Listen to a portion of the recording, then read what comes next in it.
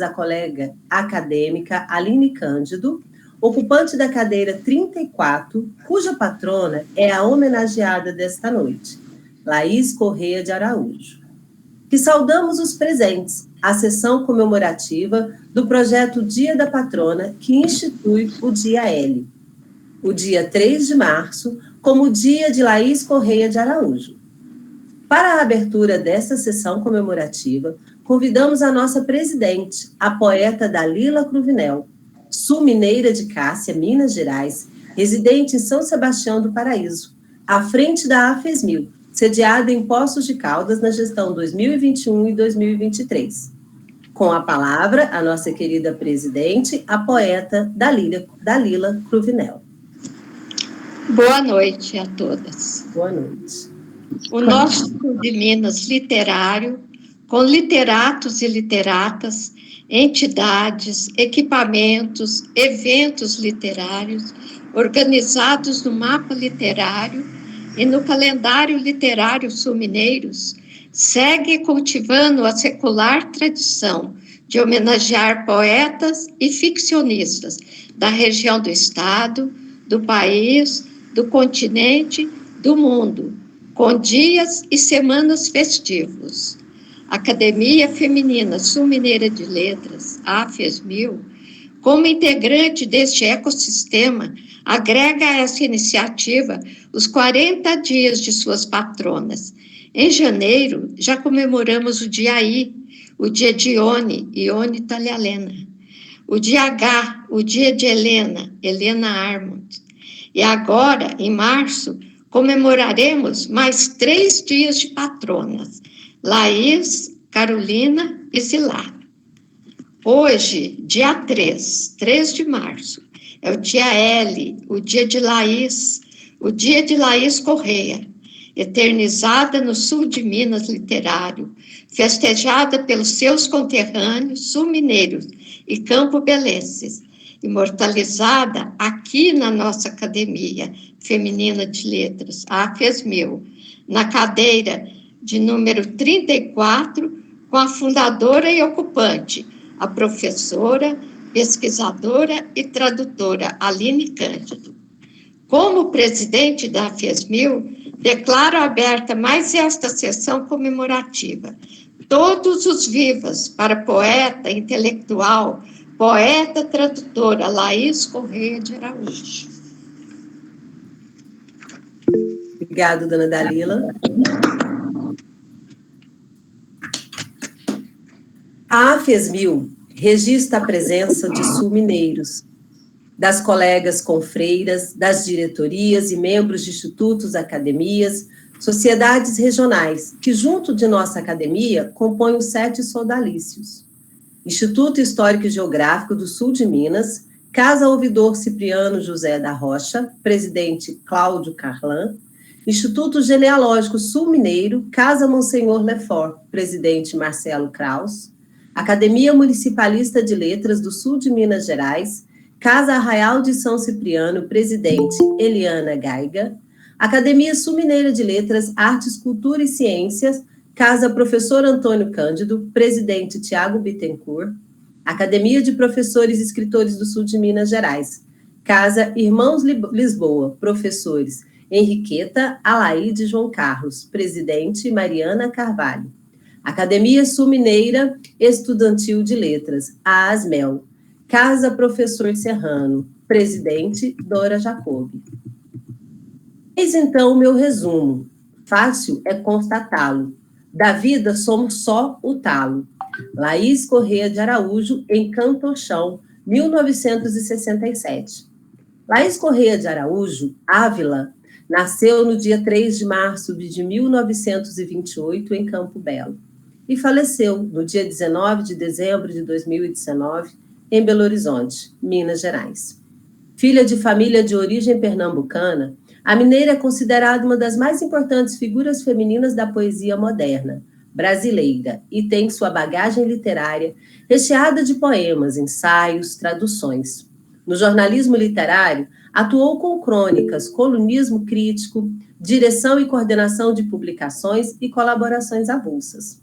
Assistiremos agora ao vídeo do poema Autorretrato, de Laís Correia de Araújo, traduzido e interpretado em Libras pela nossa colega confreira Camila Cabral.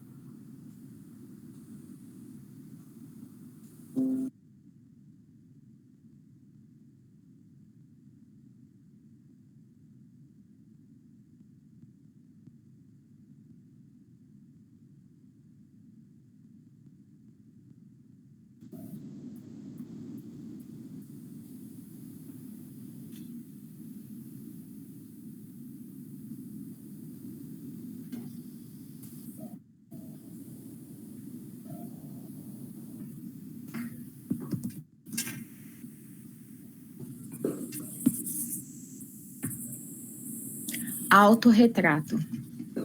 O que eu era, fui. Fluida, fugidia, fumaça.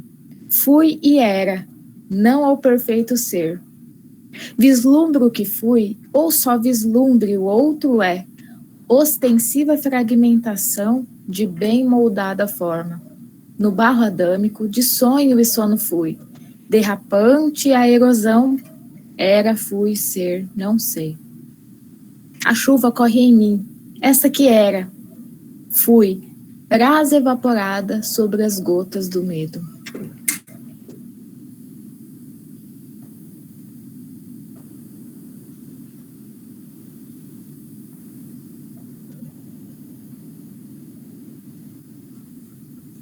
Que lindo trabalho, né? Linda homenagem. Para sabermos ainda... Eu não consegui ouvir. Ah, isso ficou ruim. Claudineia, Oi? saiu um poema para mim, que pena. Não sei se para vocês todos. Para vocês todas, Mais alguém teve dificuldade com o som? O poema aqui para mim não veio. E meu celular está cheinho para a internet, mas não saiu o poema. Para vocês todos saíram? Sim. Tá bom, obrigada. Guiomar, tão logo seja possível, nós já colocamos o link lá para que você possa acompanhar. Tudo bem? Obrigada. Que pena, não saiu. Prazer. Para sabermos ainda mais sobre a patrona homenageada de hoje, convidamos a professora doutora Maria do Rosário Pereira. Maria do Rosário A. Pereira é doutora em literatura brasileira pela Faculdade de Letras da Universidade Federal de Minas Gerais, UFMG. Professora de língua portuguesa, literatura brasileira e edição no Cefet, Minas Gerais, e do Programa de Pós-Graduação em Letras da Universidade Federal de Viçosa.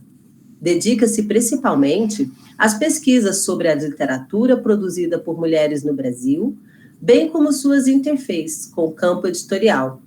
Publicou Linhas Cruzadas, Literatura, Arte, Gênero e Etnicidade, em coautoria com Maria Inês de Moraes Marreco, em 2011. Entre as lembranças e o esquecimento, a memória nos contos de Lígia Fagundes Teles, 2018. E Mário de Andrade e os Mineiros, a carta como exercício crítico, em 2021. É coorganizadora das obras A Escritura no Feminino, Aproximações, em 2011. Escrevivências, Identidade, Gênero e Violência, na obra de Conceição Evaristo, 2016. É prezada editora Mulheres no Mercado Editorial Brasileiro, 2021. Atualmente desenvolve pós-grado na Universidade Federal Fluminense, sob a supervisão da professora doutora Eurídice Figueiredo, acerca das representações da mulher velha na literatura brasileira produzida por mulheres. Com a palavra, nossa convidada especial, a professora Rosário Pereira. Boa noite, Claudineia. Boa noite a todas. Boa noite. Eu inicio dizendo da minha alegria de estar com vocês aqui na noite de hoje, tá? Para mim é uma honra fazer parte desta homenagem a Laís Correia de Araújo, que é uma escritora, uma intelectual, a quem admiro muito, né? E sobre a qual me debruço já há algum tempo, então agradeço o convite aí da AFESMIL, com votos de que mais lives como esta, né, mais momentos como estes e outros eventos culturais também possam se fazer presentes entre nós, né? Eu vou pedir licença para vocês para passar uma apresentação que eu preparei, tá? Para que fique mais esquemático e mais objetivo também, de forma que dê tempo também da gente, quem sabe, né, dialogar, falarmos um pouquinho ao final sobre esse trabalho tão bonito que é o trabalho da Laís Corrêa de Araújo, né? Então é por isso que eu intitulo a minha fala aqui hoje, Laís Corrêa de Araújo, Percurso Intelectual. Porque num primeiro momento eu vou falar rapidamente, né, sobre a trajetória intelectual dela, a trajetória pessoal, por assim dizer, dela. Na sequência, né, falar um pouquinho sobre a sua produção poética e depois sobre o trabalho dela como intelectual na imprensa, sobretudo entre os anos de 1950 e 1960, ainda que a gente saiba que essa trajetória, esse percurso intelectual da Laís tenha marcado também outras décadas, né? A Laís sempre foi muito ativa no campo literário e no campo cultural, tá? Bom, e eu começo aqui, eu pretendia começar pela questão da formação acadêmica, né, mas é interessante depois para quem quiser obter mais informações, né, uma das referências que eu sempre utilizo é esse livro aqui organizado pela professora Maria Esther Maciel, da Universidade Federal de Minas Gerais, que foi o primeiro estudo crítico, o primeiro estudo de fôlego acerca da obra de Laís Corrêa de Araújo, e neste livro aqui, ela, que se chama justamente Laís Corrêa de Araújo, né, como parte do Encontro com Escritores Mineiros, então é o 5º volume, tá, talvez em sebos seja possível localizar este volume especificamente. E há ali, além de um estudo crítico da Maria Esther Maciel, há também uma série de informações sobre a cronologia da escritora, e há também um depoimento dela mesma acerca das suas vivências, né? Então, a Laís Corrêa de Araújo, não coloquei aqui no slide, né? Então, vou falar bem rapidamente antes. Ela vinha de uma família que, de alguma forma, já tinha traços, já tinha ligações com questões culturais, né? Então, por parte de pai, uma família ligada, digamos, ao engenho pernambucano, como ela própria fala neste depoimento, e por parte de mãe, ligado aí à cultura espanhola, à cultura da Galícia, né?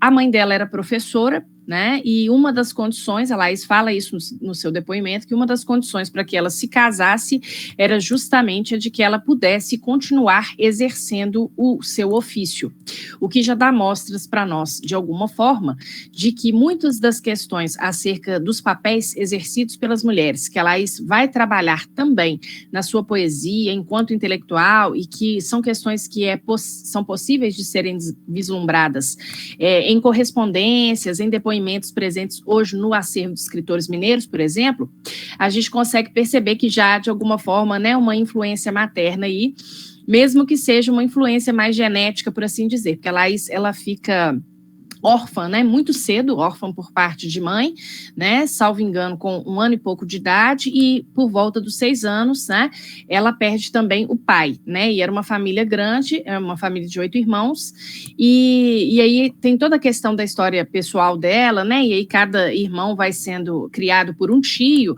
posteriormente em Belo Horizonte é ela quem vai fazer esse papel também de reunir novamente a família, é uma história muito bonita, assim, né, e que dá mostras para a gente também um pouco dessa questão desse perfil que está ligado também a uma certa garra, né, uma proatividade que, como a gente vai perceber, passa também pela sua formação acadêmica e intelectual.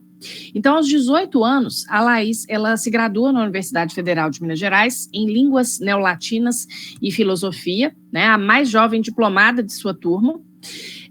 Ela tinha, né, com o tempo, ela vai exercer, paralelamente a isso, uma função pública de escriturária no antigo IAPI, hoje INSS, né?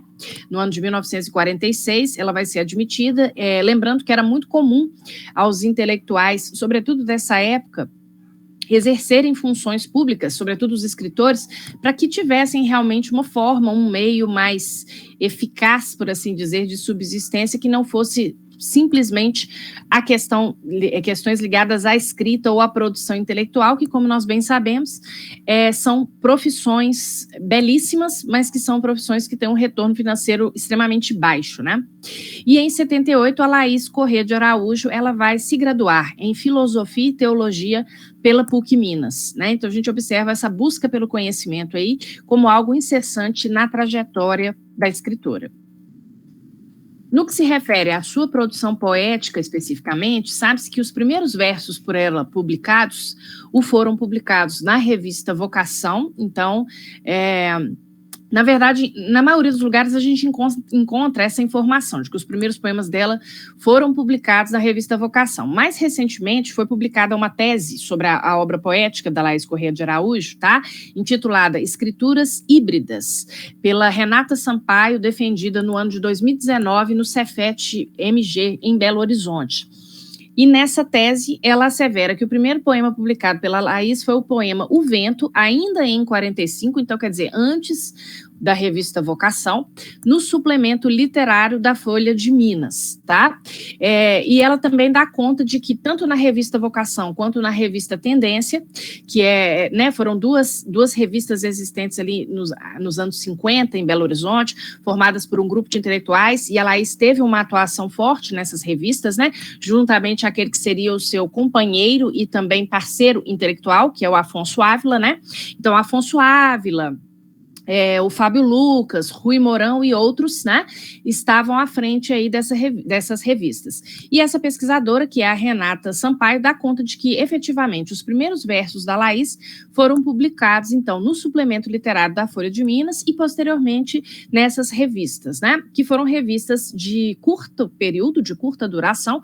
A revista Vocação, 3 números apenas, em 51, se não me engano, e a revista Tendência só teve 4 números, mas foram revistas que tiveram uma expressividade muito grande, sobretudo na Belo Horizonte daquele tempo, né, daquele momento, porque justamente foram revistas que possibilitaram o trânsito e o diálogo entre esse grupo de escritores e de intelectuais mineiros que ali nascia, com escritores e intelectuais de outras regiões do país, como, por exemplo, os paulistas, né? Então, ela teve uma efetividade ali naquele momento, por assim dizer, né? Ela teve um papel interessante de estabelecer essas relações com outros intelectuais, e eu estou chamando atenção para isso porque, posteriormente, nós vamos ver a Laís enquanto intelectual à frente de uma coluna que nasce no jornal Estado de Minas, que é a coluna Roda Gigante, e posteriormente essa mesma coluna, né, assim, a coluna com o mesmo nome, aparece no suplemento literário do jornal Minas Gerais, entre os anos de 1966 e 1969, e essa coluna ela também vai ter esse papel de estreitar os laços da intelectualidade mineira, em primeiro lugar, de dar uma visibilidade, né, àqueles intelectuais, escritores, etc., que nasciam aqui nasciam em Belo Horizonte, nas Minas Gerais, mais especificamente, e, ao mesmo tempo, também vai cumprir esse papel de divulgar, né, o trabalho de editores, de autores, e assim sucessivamente, né? Então, é interessante porque são momentos diferentes, né, mas a Laís sempre envolvida com projetos que, de alguma forma, buscavam dar visibilidade, né, aos escritores, fossem eles novos ou fossem eles canônicos, como nós veremos mais adiante, tá? Então, o seu primeiro livro de poesias, ele é publicado em 1951, um caderno de poesia, que, na verdade, foi uma surpresa do Afonso Ávila para a Laís Corrêa de Araújo, né? Então, ela narra em depoimento que ela recebeu aquele caderno já impresso, né? Ali, numa tiragem e num formato mais artesanal, numa caixa de orquídeas, né? Então, é muito bonito observar isso também. Em 55, ela vai lançar O Signo e Outros Poemas. Depois, em 67, Cantochão, que vai conferir a sua obra o Prêmio de Poesia Cidade de Belo Horizonte. Ela teve outros prêmios, inclusive o Cidade de Belo Horizonte, ela ganha uma segunda vez também, tá? Mas aqui eu destaquei o Cantochão, né? Por ser um livro importante dentro da trajetória poética da Laís, tá? E depois eu vou falar um pouco por quê. Decurso de Prazo, em 1988, Pé de Página, em 1995, Clipes, em 2000, que é um livro bem interessante também, porque vai mostrar o diálogo entre a poesia e outras linguagens, no que a professora Maria Esther Maciel denomina de cápsulas poéticas, né? Então, poemas mais curtos. Geriátrico, em 2002, e em 2004, a editora UFMG trouxe à baila o Inventário Poético, né? Na verdade, só chama Inventário, que é este livro aqui, Inventário, de 1951 a 2002, que reúne a obra poética da Laís Corrêa de Araújo, tá?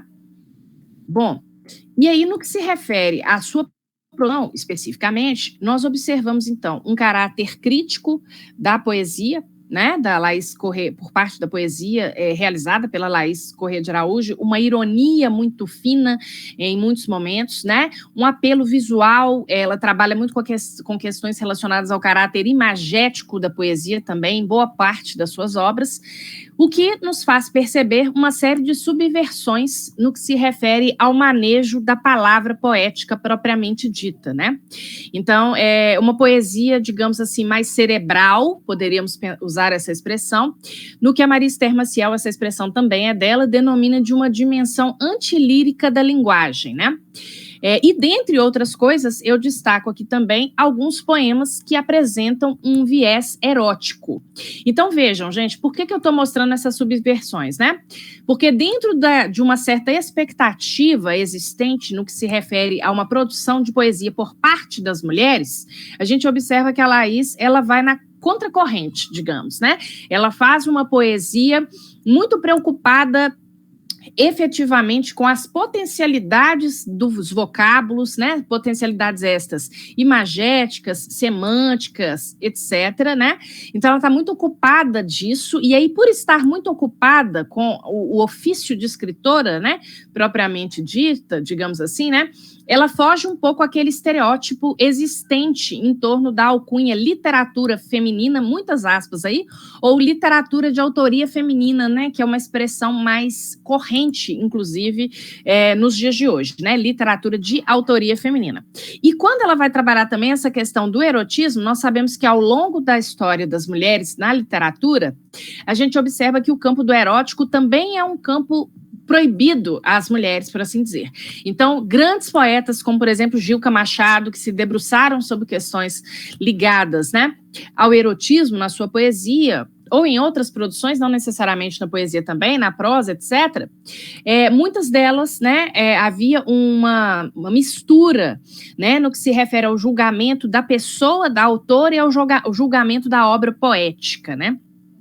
Nós sabemos que isso está ligado, é claro, à questão de uma certa crítica intimista também, que existiu durante um período na história brasileira, mas é claro que também tem uma questão misógina aí, né? Porque quando nós vemos homens, por exemplo, fazendo poemas eróticos, isso causa muito menos estardalhaço do que mulheres realizando esse tipo de poesia, né? Então, por isso que eu destaco aqui essa questão do erotismo também na sua obra, como uma subversão dentro dessa proposta poética maior da Laís, tá? Que proposta poética maior seria essa, né?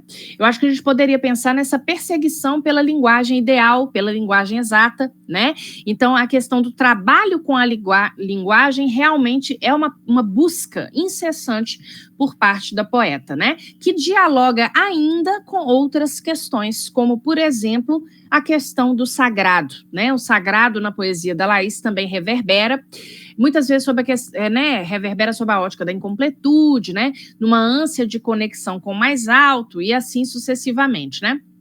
E às vezes também numa postura crítica, né? Então, assim, de formas variadas. Aqui eu trouxe um poema pequeniníssimo do livro Decurso de Prazo, mas que é um livro bem simbólico, bem importante, né? E esse poema especificamente, ele é bem importante para mostrar isso que eu acabei de falar, né? Essa perseguição pela linguagem, pela palavra, né? Poesia, um ponto de mira e o tiro pela culatra.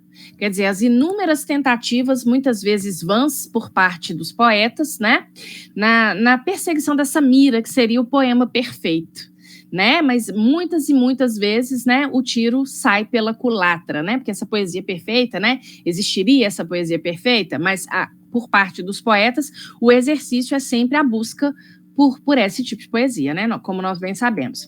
Então, ela vai trabalhar essa experimentação com as palavras, né, todas essas possibilidades, num movimento de consciência, ao mesmo tempo crítica, tanto no que se refere à linguagem propriamente dita, né, daí que a metalinguagem, por exemplo, vai aparecer em muitas dessas suas produções, e nós vimos ali a passagem da Laís, né, pelas revistas Vocação e Tendência, né, que eram revistas que também estabeleciam um diálogo muito grande com a questão do concretismo, né, que é uma outra questão que vai reverberar na sua obra poética propriamente dita também, né?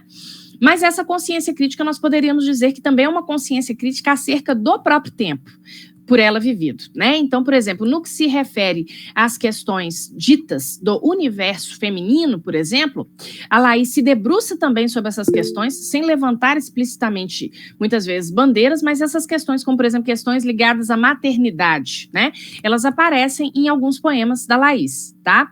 Já falamos sobre o aspecto do erótico, da sexualidade também, né? E, por vezes, esse olhar do eu lírico é um olhar, digamos assim, muitas vezes irônico, até mesmo ácido, né? Quando se debruça sobre essas questões. Então, é daí que a gente observa que essa consciência crítica, ela também é uma consciência crítica sobre o seu próprio tempo, né?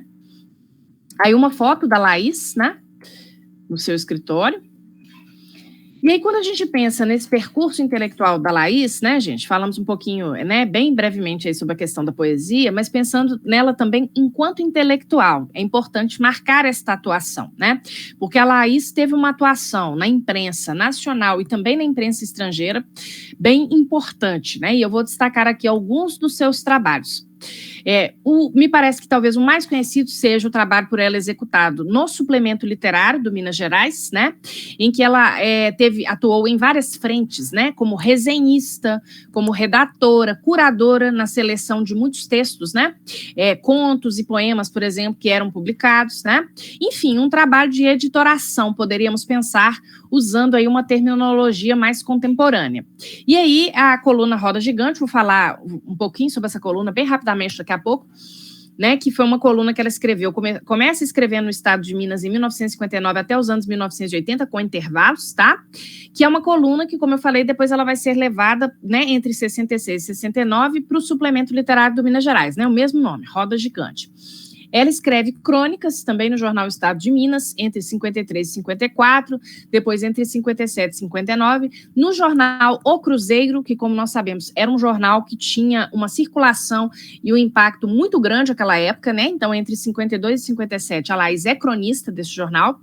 Ela também tinha uma coluna, mas que se assemelhava a uma crônica mesmo, no suplemento literário do Diário de Minas, né, intitulada Conversas na Mesa. Hoje eu estava relendo algumas digitalizações que eu tenho dessa coluna, né, e era uma coluna muito variada e muito parecida efetivamente com uma crônica, né, então, só para vocês terem uma ideia, o porquê do nome, né, Conversas na Mesa. Trivialidades, questões ligadas ao cotidiano, às vezes efemérides. Então, ela tinha, por exemplo, né, numa das colunas, ela ia falar sobre o Natal e um menino pobre que ela observava ali, pensando no contexto Natal. Numa outra, por exemplo, ela vai discutir sobre a questão do Dia das Mães, né? Numa outra, intitulada Francisco, que é uma crônica bem interessante também, ela vai falar sobre um menino que se chamava Francisco, e aí tem uma questão de uma rememoração infantil também, né? Ligada a essa personagem, entre aspas, que aparece revisitada ali na crônica. Então, assim, sempre com esse ar, né, com essas questões ligadas ao cotidiano, tanto ao cotidiano da escritora quanto ao cotidiano da época, por assim dizer. Ela ainda tem livros infantis, né, traduções, né, a Aline vai falar um pouco melhor sobre isso aí, né, mas só lembrando que, por exemplo, né, só para a gente entender um pouco da perspicácia intelectual por parte da Laís Corrêa, gente, em 63, né, ela traduz no Brasil um texto do Roland Barthes sobre o estruturalismo, que era um texto que tinha sido publicado apenas há 3 meses em Paris. Né? Então, só com 3 meses de diferença, ela traduz esse texto do Barthes aqui em 63. Tá? Então, para a gente perceber assim, também o quanto a Laís era antenada, né, às questões culturais, não só brasileiras. Né? Ela escreve crônicas também no Suplemento Feminino, no Estado de São Paulo, em 60. No ensaísmo, destaca-se o livro, né, Murilo Mendes, no acervo de escritores mineiros, ao dossiê Murilo Mendes.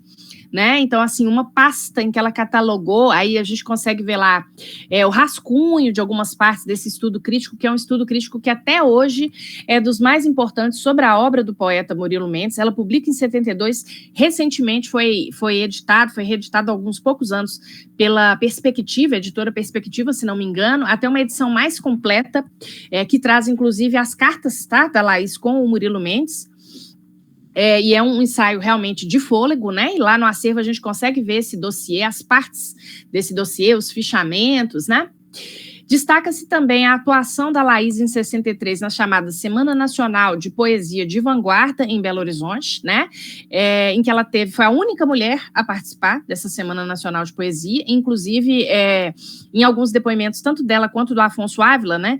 Eles relembram o fato de que foram questionados por isso, né? Assim, o que a Laís está fazendo aí, né? Então, só para a gente ter uma ideia, assim, desse aspecto secundário ao qual as mulheres eram relegadas no que se refere à cultura, né? E ainda são em grande medida nos dias de hoje, ainda que, obviamente, nessa época isso fosse mais latente, né?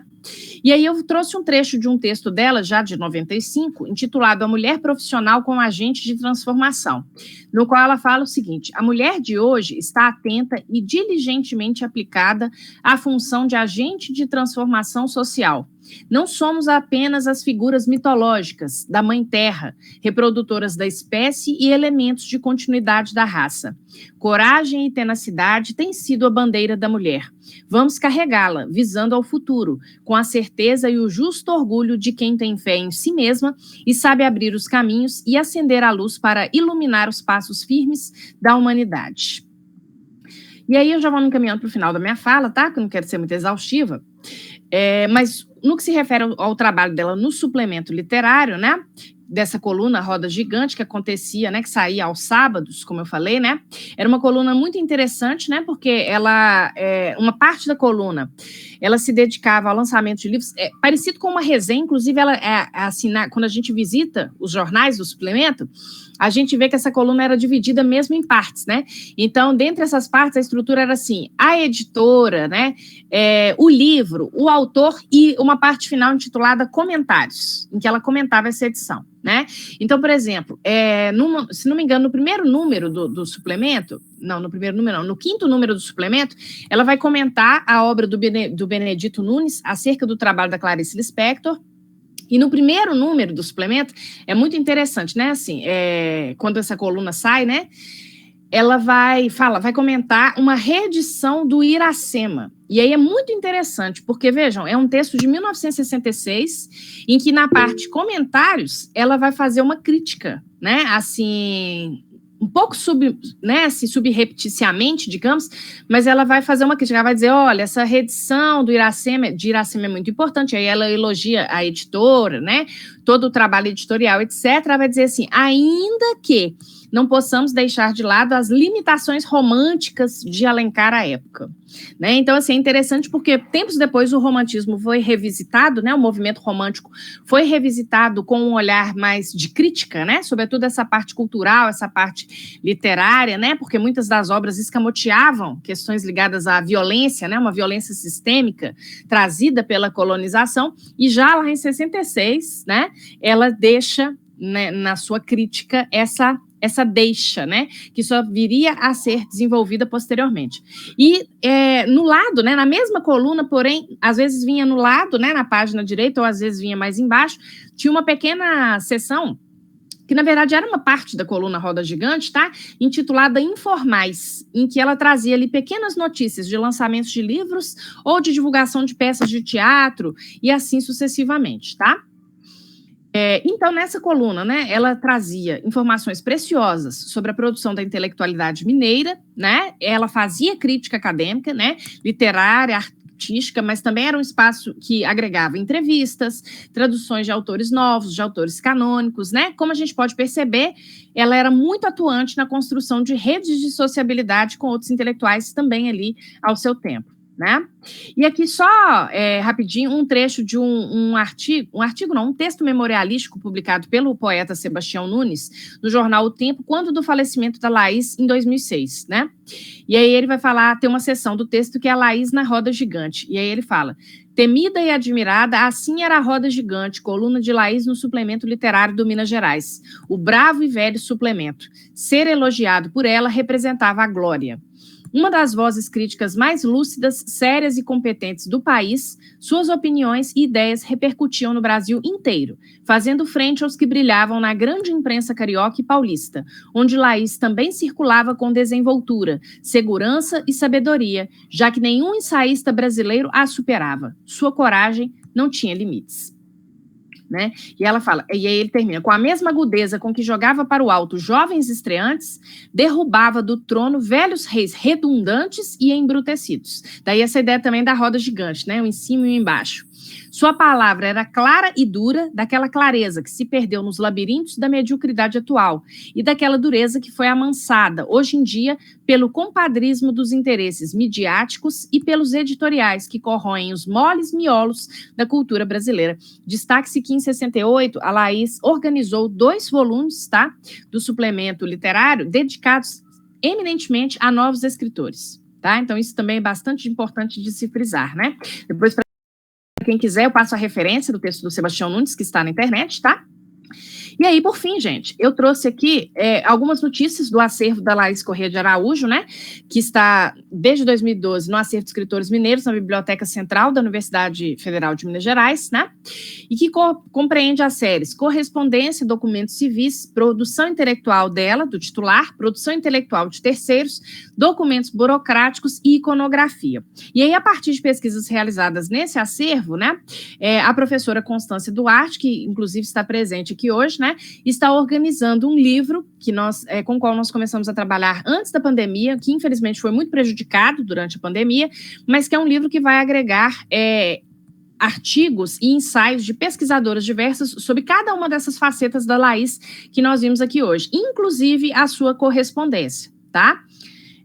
E aí eu trouxe exatamente o trecho de uma carta, tá? Para finalizar a minha fala, da Laís para a escritora Colete Alencar, que é uma escritora de Juiz de Fora, salvo engano, também é patrona, né, aqui da associação, e nessa carta ela vai falar o seguinte, né, porque às vezes a gente fica se perguntando, mas um trabalho tão grandioso como esse, né, tantas questões, e é um trabalho que ainda precisa ser visibilizado, o trabalho de Laís Corrêa de Araújo, né, e aí nessa carta ela fala o seguinte: há uma ânsia insatisfeita, a de saber por que e para que ou para quem existe a literatura. Falo de Minas, de Belo Horizonte, onde tudo se estiola no vazio e no estéril. A danação provinciana sempre será uma realidade aqui, e não há como fugir dela. Ou a única fuga possível é a fuga no duro, emigrar, partir, arrancar as raízes. Cosette, eu lhe juro, nós somos nadadores contra a corrente, e por quanto tempo teremos forças para bracejar e espernear?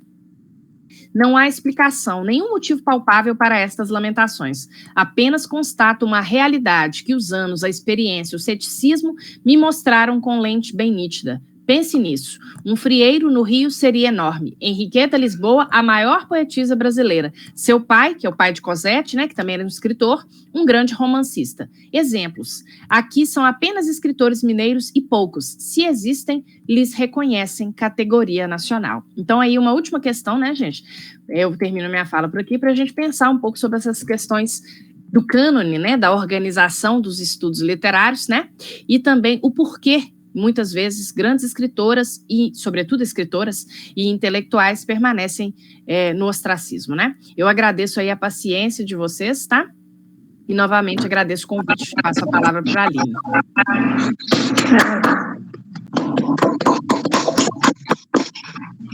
Maravilha. De nos deixar sem fala, professora doutora Maria do Rosário. Sim, Rosário Pereira, perdão. Nossa, intensa a sua fala e nem pouco exaustiva, muito pelo contrário, nos deixa uma ânsia de querer saber muito mais. E é uma forma, assim, uma apresentação muito intensa da Laís. Gostei muito. Assim, esse é o objetivo, né? Estou aqui extasiada com a sua fala. Leia mais a Laís, né? Isso é bem importante. Conheça mais o trabalho dela. Obrigada. Parabéns. Obrigada, pessoal.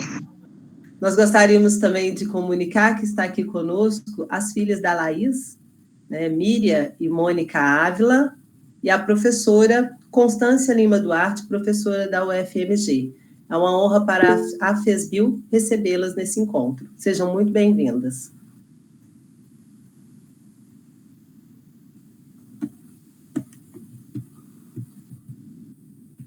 Dando continuidade às nossas homenagens, nós gostaríamos de continuar com dos muitos poemas de Laís Corrêa de Araújo, que problematizam questões relacionadas à mulher, damos destaque à profissão de esposa, no qual a voz do eu poético se viraliza sobre a persona de um marido autoritário, e, ao mesmo tempo, ridiculariza nas entrelinhas o discurso que permanece essa mesma virilidade. Com a confreira Dilza Carvalho, ouviremos este poema de vocabulário duro e jocoso, em dísticos rimados pela força do imperativo, mas com uma nítida feição feminina. Ouviremos agora, na voz da acadêmica Dilza Carvalho, Profissão de Esposa, de Laís Correia de Araújo. Acadêmica Dilza Carvalho, natural de Boa Esperança, ocupante da cadeira de número 40, da patrona Santuza Cambraia Naves, também nascida em Boa Esperança. É uma honra falar de Laís. Profissão de esposa, Laís Correia Araújo. Cala-te, burguesa, e serve a minha mesa. Cala-te, madama, e serve-me na cama. Cala-te, obesa, e deixa a luz acesa. Cala-te, obtusa, e chama a minha musa.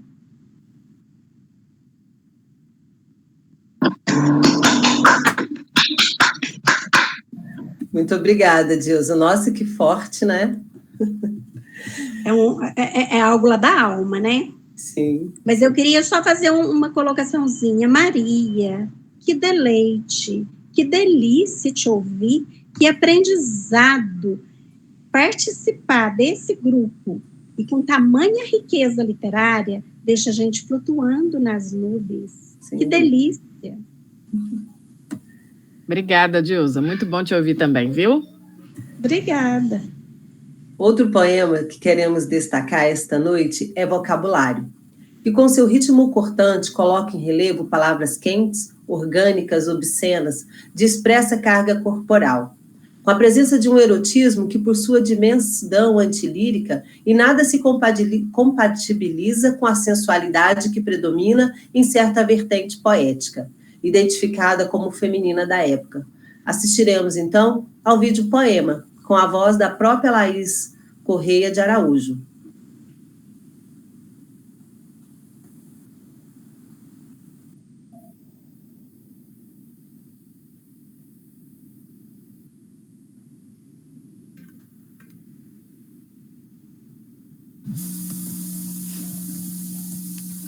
Vocabulário.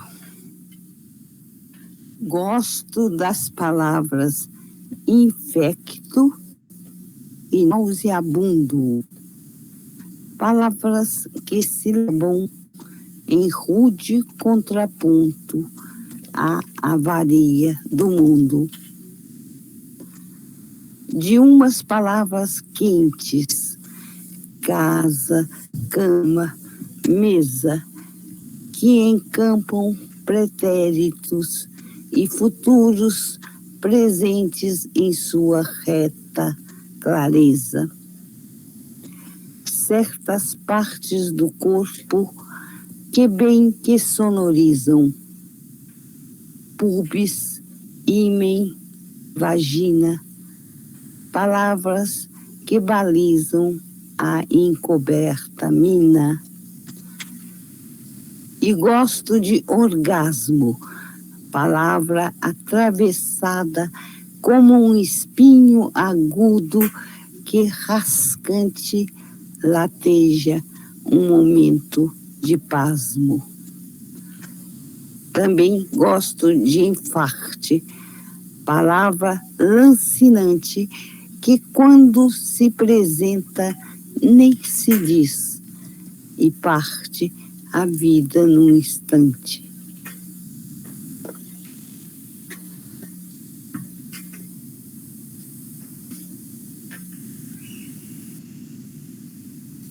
Obrigada, Aline. Obrigada, Laís, por essas poesias tão lindas, né? Tão forte.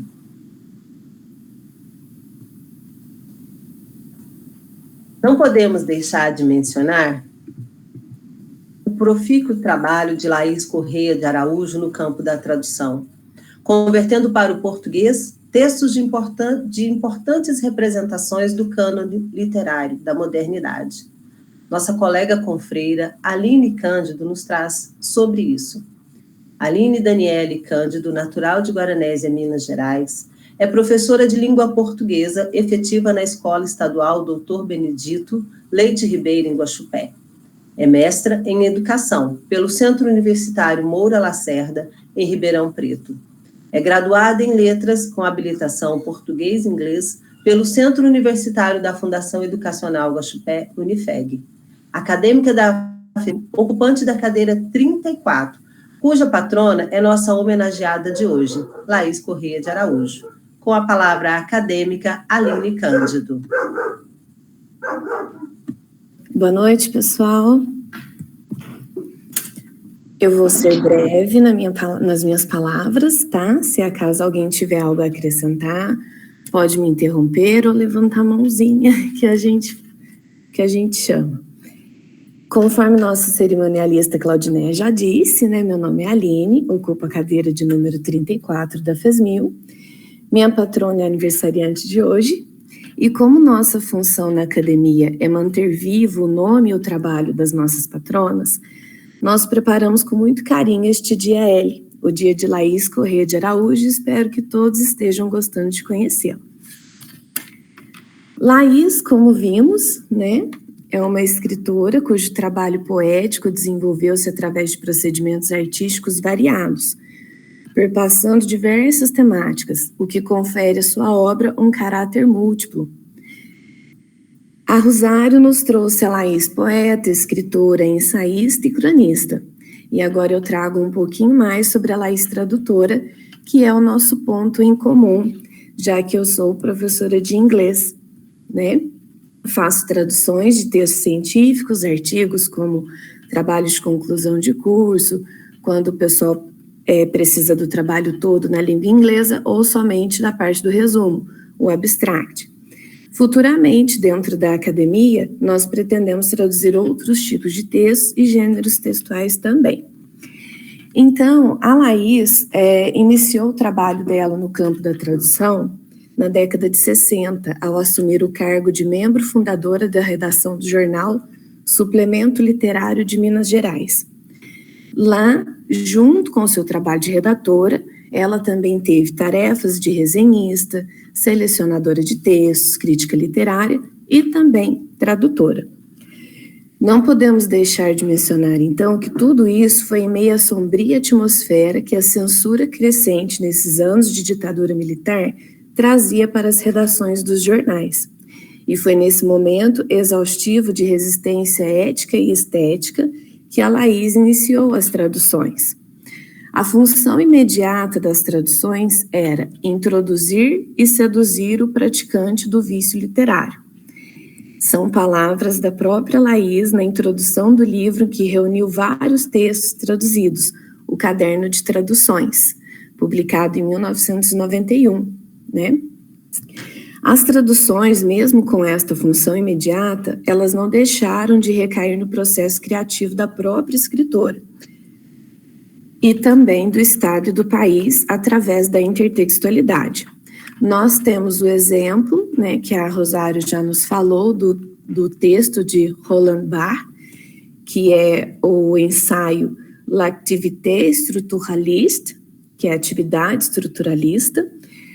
Foi publicado em maio de 1963 no Jornal do Estado de Minas, 3 meses depois de o original ter saído em Paris, na revista Les Lettres Nouvelles, que significa as cartas de notícias. Com esse trabalho, a Laís ganhou divulgação pela primeira vez nos meios intelectuais brasileiros, pois se tratava de um texto de um pensador francês sobre o estruturalismo. No entanto, Haroldo de Campos chegou a citar esta tradução no seu livro Morfologia de Macunaíma, em 1973, aproveitando, inclusive, alguns comentários de ordem teórica feitos pela própria Laís sobre o texto original, de Barthes. Isso tudo evidencia a pertinência e a relevância de tal trabalho tradutório para os estudos literários do tempo, né? Eu vou compartilhar aqui com vocês uma fotinha que tem as principais traduções. Vamos lá.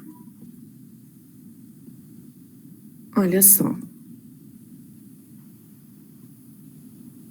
Vocês estão vendo? Alguém poderia me falar? Sim, Aline, está abrindo tranquilamente aqui. Isso. Vou dar o zoom. Olha só, nós temos Augusto Frederico Schmidt, de Thomann, Sangue e Dinheiro, de Thompson, e o Caderno de Traduções, que nós já falamos, que são textos traduzidos do francês, inglês e espanhol em prosa e poesia de diversos autores representantes do cânone literário da modernidade. Esse aqui é o exemplo, né, da importância das traduções dela. E para terminar aqui, como eu disse, seria bem breve na minha fala, para terminar, né, para encerrar sobre a vida e obra da Laís, em resumo de tudo, não só das traduções, mas de tudo que ela foi, nós observamos que por diferentes vias de atuação e dicção, ela conjuga os sentidos multiplicados de sua experiência enquanto escritora, pensadora e tradutora, oferecendo-nos uma história de ousadia intelectual, independência crítica e insubmissão ao que chamou de, abre aspas, mundo das verdades altissonantes, fecha aspas.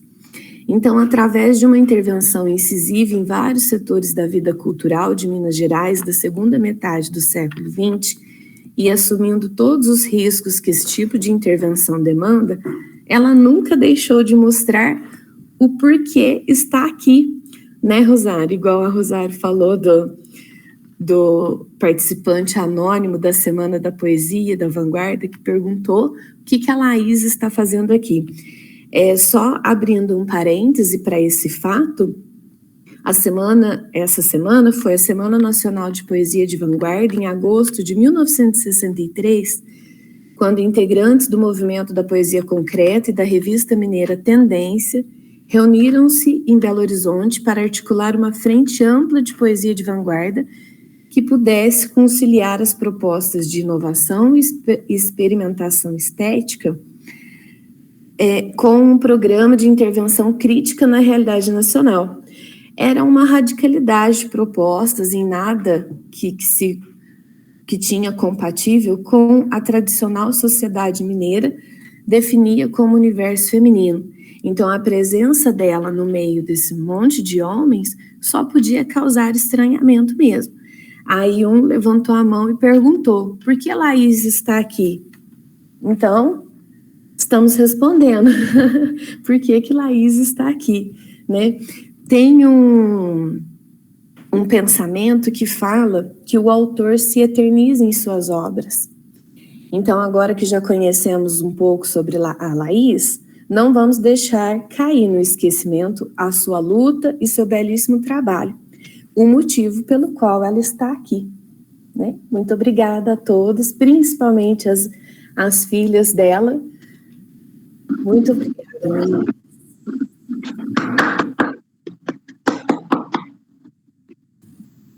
Que maravilha. Colocaremos sim, viu? O link.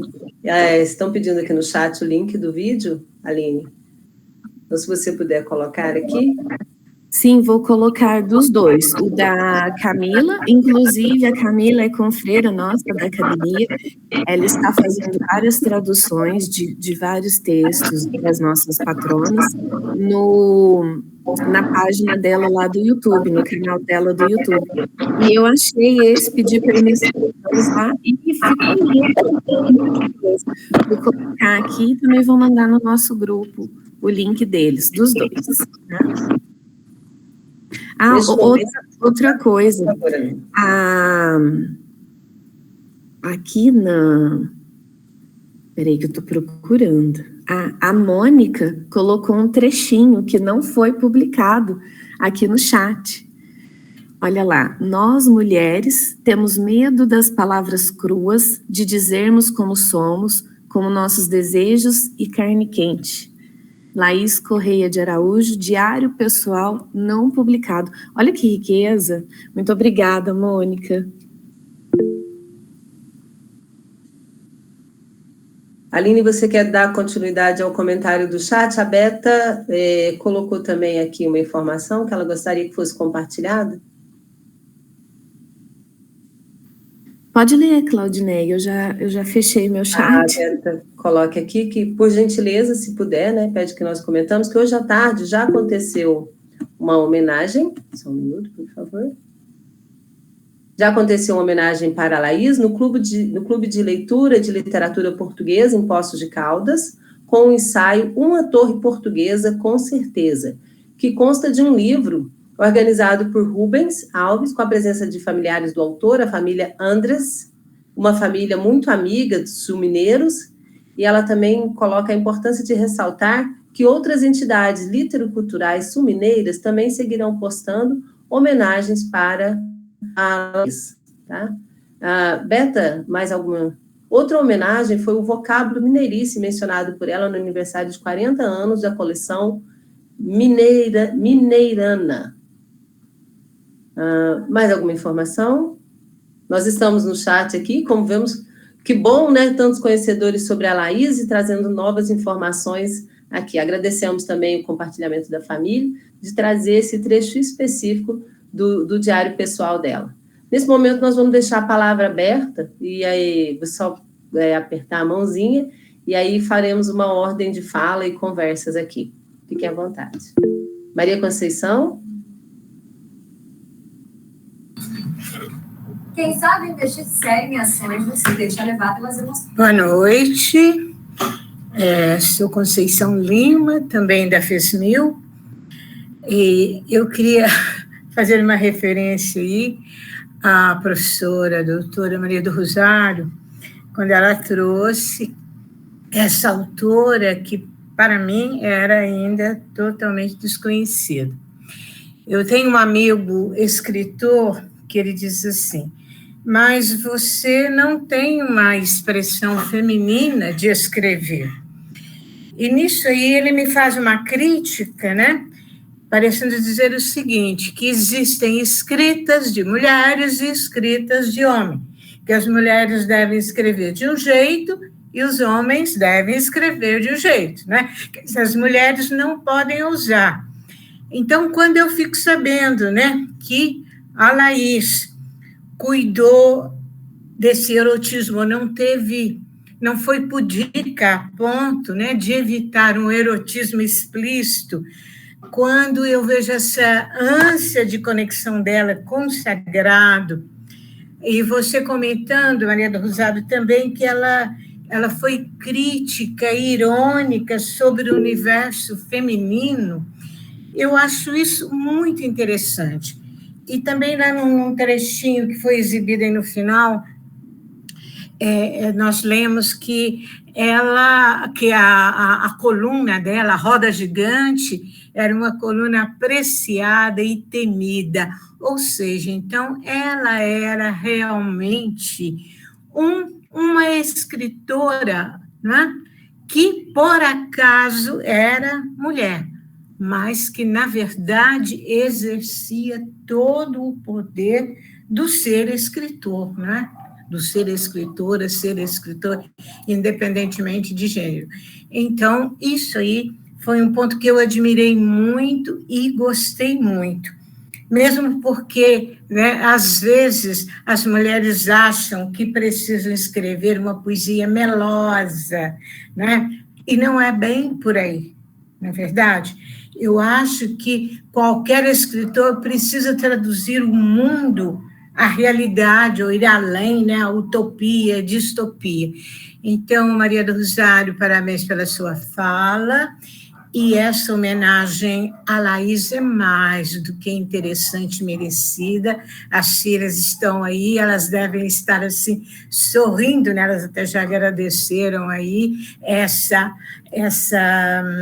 esse evento da FESMIL, e nesse aspecto eu tenho percebido que a FESMIL realmente ela é uma criancinha ainda em termos de idade, né? Ela é muito nova, ela não tem um ano ainda de vida, digamos, útil e efetiva, mas tem produzido trabalhos muito bons, né? Trabalhos ótimos, trabalhos de excelente qualidade, e para mim a grande novidade é que tem divulgado uma cultura que eu, apesar de ser mineira, como fiquei muito tempo ausente, não conheço.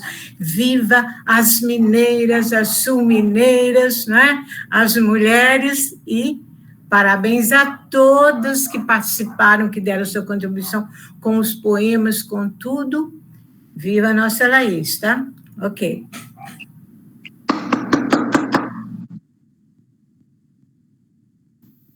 A palavra está aberta, mas alguém gostaria de falar?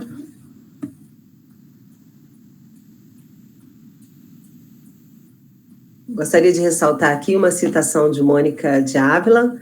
A condição feminina é um estigma difícil de ser extirpado. Laís Corrêa de Araújo, Diário Pessoal Não Publicado. Mas que riqueza, né? A gente ter o privilégio desses trechos aí que estavam guardados. Muito obrigada, nós somos muito gratas.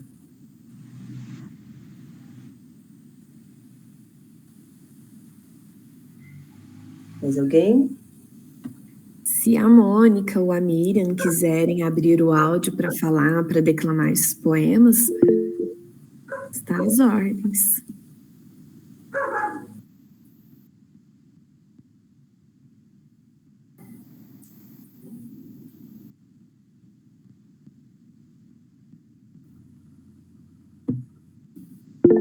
A nossa amiga Beta também colocou lá. Ah, a Mônica levantou a mão. Pode falar, Mônica. Gente, boa noite. É só para agradecer mesmo e dizer da alegria de estar aqui com vocês, né, nessa noite, celebrando o aniversário, né, dessa poeta tão grande que foi a nossa mãe. Então, é para agradecer mesmo, e para dizer que esses trechinhos que eu coloquei aqui é porque eu tive a sorte de ganhar dela os diários pessoais. E assim eu venho, desde a morte dela, né, lendo e destacando alguns trechos que me tocam profundamente aí sobre essas questões de gênero. Muito obrigada, viu, gente? Muito obrigada pelas palavras. Rosário, que eu não conhecia, muito prazer. Aline, muito prazer, Mônica. Aldinéia, é um prazer estar com vocês. Eu sou aqui da Federal de São João del Rei. O dia que vocês vierem para esse lado de cá, venham me visitar, tá bom? Muito obrigada, gente. Nós que agradecemos, será um prazer para nós. Sim, e que honra minha, né? Da cadeira da Laís, tê-la aqui conosco. Eu estou abrindo só o microfone, porque eu não estou com aparência para a câmera hoje, não. E gostaria de agradecer a todas aí, né, mesmo a minha irmã, que eu quase não vejo, porque nós moramos longe, com pandemia é mais complicada ainda, né? E agradeço muito, gostei muito de conhecer a Aline Cândido, que é a detentora da cadeira, né? Claudinéia, Dilza, Marília Conceição, Dora, quem mais que não está aparecendo aí? A Aline Arruda. E a Rosário eu já conheço, né? Conheço muito, sei da competência dela. A gente fica muito tranquila em pensar que ela está cuidando, né, desse patrimônio cultural nosso aí, né? Então, eu só queria mesmo agradecer. Infelizmente, eu estou precisando já sair, porque já passou de 8 horas e eu tenho um compromisso, mas muito feliz, né, pelo convite e por estar com vocês aí, tá? Ter estado. Não vou ser barco, mas está valendo. O pessoal está dizendo o que eu falei para o porteiro quando ele falou. Aline, se você quiser falar, pode ficar à vontade.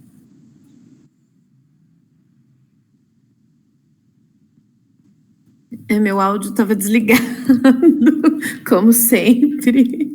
Eu que agradeço, gente. Muito obrigada pela paciência. Obrigada, Rosário, pelo nosso convite, né? Por aceitar o nosso convite, pelas belíssimas palavras, por trazer aqui a Laís para a gente, as meninas aí, a Miriam e a Mônica, tá? E todas as colegas confreiras, Dilza também, que aceitou declamar o poema para nós, muito obrigada, Claudineia, nossa cerimonialista, né? E eu acho que pode encerrar, né, Claudineia? A não ser que alguém queira falar mais alguma coisa. Posso só fazer uma colocaçãozinha? Claro. Campo Belo é uma cidade vizinha a Boa Esperança. Então, grande honra de ter uma grande escritora de uma terra vizinha.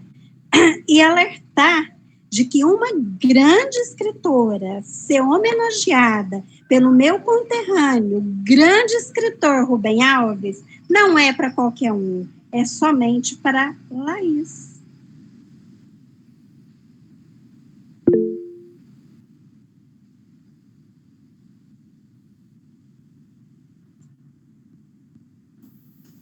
Nós da Academia Sul-Mineira de Letras agradecemos a presença de todo. A FESMIL tem uma honra de ter participado desse momento, agradecemos todas as participantes, o trabalho e cuidado, né, de apresentar aqui pela doutora Maria do Rosário Alves Pereira, de nos apresentar a Laís, a presença da família, da professora Constância, de todas as confreiras, e deixamos a palavra neste momento para que nossa presidente, Dalila Cruvinel, encerre esse momento.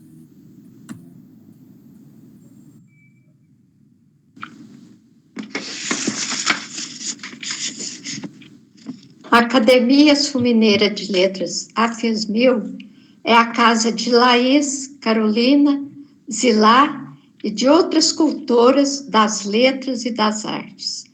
Reverenciando a todas que comprovaram e comprovam a riqueza da experiência feminina ao longo da história literária, como presidente, declaro encerrada a sessão do dia L, dia de Laís, dia de Laís Correia. Boa noite, gratidão a todas. Boa noite a todas, fiquem com Deus.